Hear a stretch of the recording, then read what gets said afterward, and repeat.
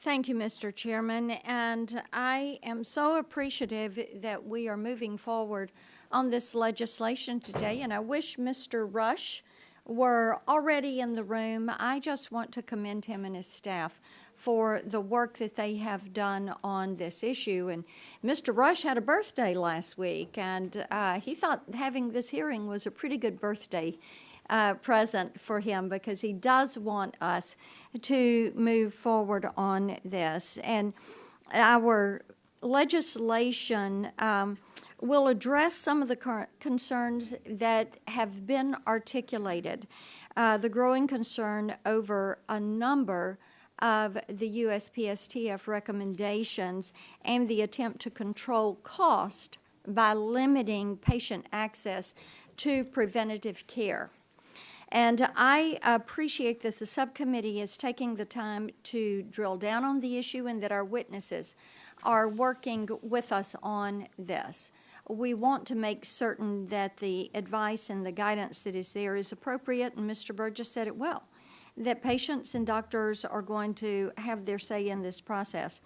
Congress must not allow federal agencies to be making the individual health choices on behalf of providers. Health decisions in the country must remain between doctors and patients. Currently, there is no congressional appointment process or oversight mechanism within the USPSTF.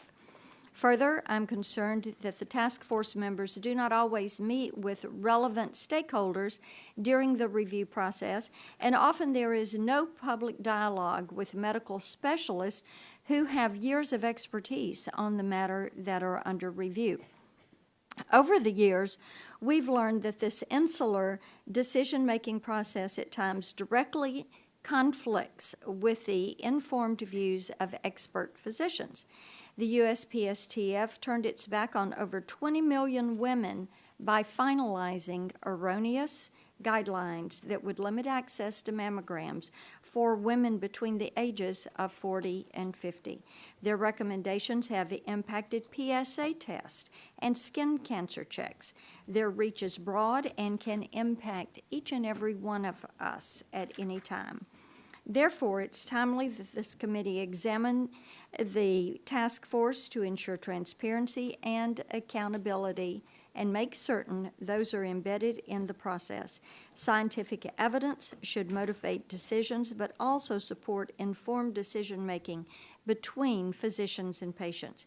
It's important that we reform the flawed system and ensure informed patient-centered choices are provided. Congress does have the oversight responsibility, and today's hearing will help us to better understand the implications of recommendations and their impact on access to health care. Mr. Chairman, I've got 6 statements for the record to submit for the record. These are all in support of the bill. They are from the Men's Health Network, Solis Mammography, the National Business Group on Health, the Urology Policy Forum, and the HR Policy Association. And with that, I yield back to my time.